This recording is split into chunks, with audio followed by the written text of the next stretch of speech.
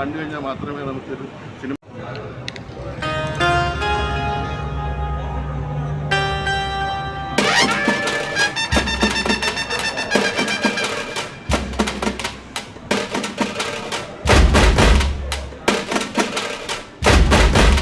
ആണോ ഇതിനകത്ത് VC ആണോ ഏതൊക്കെ യൂണിവേഴ്സ് ഈ സിനിമയ്ക്കകത്ത് വന്നു പോകുന്നുണ്ടെന്ന് നമുക്ക് അറിയുന്നില്ല. ഇപ്പോൾ സിനിമ ഫൺ മോഡിൽ കാണേണ്ടത് തന്നെയാണ്, ഒരു സ്കൂപ്പ് മോഡിൽ. കാരണം കുറേ സ്കൂപ്പ് രംഗങ്ങൾ ഇതിനകത്ത് വരുന്നുണ്ട്. കുറേ സിനിമകളുടെ റെഫറൻസും BGM എല്ലാം ഇതിനകത്ത് വന്നു പോകുന്നുണ്ട്. സലാറിൻ്റെ BGM നമുക്ക് പെട്ടെന്ന് നമ്മൾ ആ ഒരു സിനിമയുടെ പെട്ടെന്നൊരു ഇത് വരുമ്പോഴത്തേക്ക് നമുക്ക് പെട്ടെന്ന് ഒരു തിയേറ്ററിൽ നിന്നൊരു രോമാഞ്ചം ആ ഒരു സംഭവം വരും. ചില സിനിമകളുടെയൊക്കെ സ്കൂപ്പ് രംഗങ്ങൾ അതേപോലെ വന്നിട്ടുണ്ട്. കുറേ ക്യാമിയോസ് ഇതിനകത്തുണ്ട്. പഴയ നമ്മുടെ വിൻറ്റേജ് ആയിട്ടുള്ള ആക്ടേഴ്സിൻ്റെ കുറേ പേര് വന്നിട്ട് തമിഴ് പടം സിനിമയെ അനുസ്മരിപ്പിക്കുന്ന രീതിയിൽ കുറച്ച് പെർഫോമൻസ് ഉണ്ട്. ബാല എന്ന നടന്ന ഒരു ക്യാമിയോ ഉണ്ട്. പിന്നെ സോഷ്യൽ മീഡിയ താരങ്ങളായി നിൽക്കുന്ന കുറേ പേര്. അവരിൽ എടുത്തു പറയേണ്ടത് ആറാട്ടണ്ണൻ, അല്ലു ജോസ് പെരേര, രണ്ടുപേരും അവരായിട്ട് തന്നെ സിനിമയിലേക്ക് വരുന്നുണ്ട്.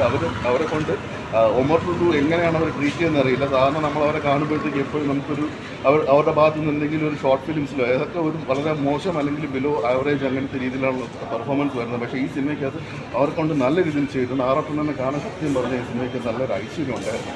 പുള്ളിക്കാരൻ നല്ല രീതിയിൽ അഭിനയിച്ചിട്ടുമുണ്ട് ഈ സിനിമയ്ക്കകത്ത്. പിന്നെ നമ്മുടെ നമ്പർ 1 റിവ്യൂവറായ അശ്വന്ത് കപ്പിൻ്റെ റെഫറൻസ് വരുന്നുണ്ട്. പിന്നെ മുകേഷ് നായറിനെ സോഷ്യൽ മീഡിയ സെൽഫിൽ അദ്ദേഹത്തിൻ്റെ ഒരു ചെറിയൊരു ക്യാമിയോ. പിന്നെ കുറേ താരങ്ങൾ എല്ലാവരും നല്ല രീതിയിൽ തന്നെ പെർഫോം ചെയ്തിട്ടുണ്ട്. അജു വർഗീസ്, പിന്നെ ധ്യാൻ ശ്രീനിവാസൻ ഒരു സൂപ്പർ പോപ്പ് എന്നുള്ള രീതിയിലാണ്. അദ്ദേഹത്തിന് തന്നെ കുറച്ചൊരു സ്കൂപ്പ് രീതിയിലാണ് പോകുന്നത്. അപ്പോൾ ലഹരി മാഫിയക്കെതിരെ ഉള്ള ഒരു പോരാട്ടമാണ് ഒമർ ലുലു എന്ന സിനിമയിലൂടെ. ഇനിയിപ്പം ലോകേഷ് കനകരാജുമായിട്ട് അദ്ദേഹം കൈകോർക്കുമോ എന്ന് ഞാൻ നോക്കിക്കാണുകയാണ്. ഇനി ലഹരി മാഫിയ മാത്രമല്ല, അതിനെതിരെ നാടിനെ നമുക്ക് ഇതുവരെ അറിയാത്ത വേറൊരു മാഫിയ കൂടെയുണ്ട്. ആ മാഫിയ ഏതാണെന്ന് നമുക്ക് അറിയണമെങ്കിൽ ഈ സിനിമ കണ്ടാൽ മാത്രമേ മനസ്സിലാവൂ. അപ്പോൾ ഇതൊരു കംപ്ലീറ്റ് ഒമർ ഫണ്ടെന്ന് തന്നെ പറയാം. നമുക്ക് കണ്ടിരിക്കാൻ പറ്റിയ സിനിമ തന്നെയാണ്.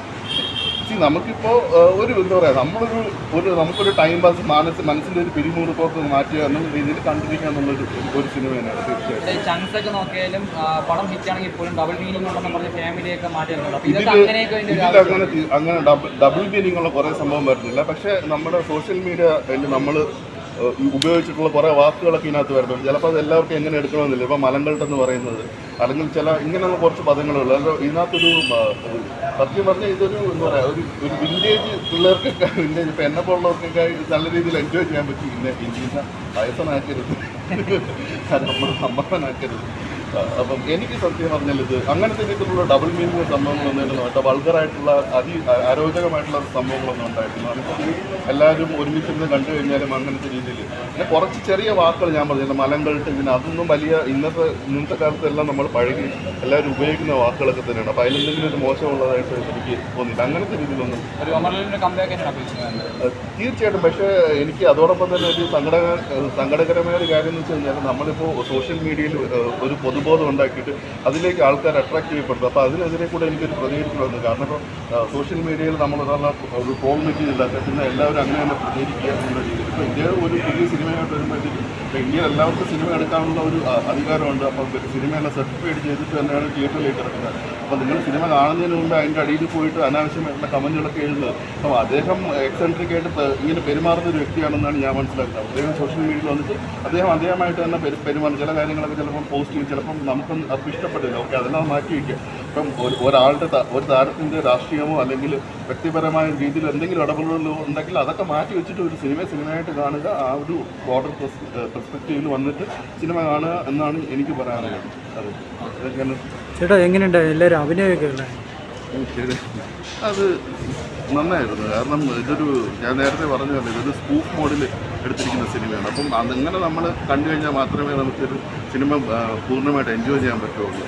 അപ്പോൾ ഇതിൽ വരുന്ന ഓരോ ക്യാരക്ടേഴ്സും അവർ നല്ല രീതിയിൽ തന്നെ പെർഫോം ചെയ്തിട്ടുണ്ട്. എനിക്ക് കൂടുതലായിട്ട് ഇഷ്ടപ്പെട്ട കുറച്ച് പേരെന്ന് വെച്ചാൽ ഇപ്പം ഇവരുടെ ഒരു ഗ്യാങ് ഉണ്ട്, ബാഡ് ബോയ്സ് എന്നൊരു ഗ്യാങ്. അതായത് അവരുടെ ഒരു ക്ലബിനെ റെപ്രസെൻറ്റ് ചെയ്യുന്ന 4 പേര് വരുന്നുണ്ട്.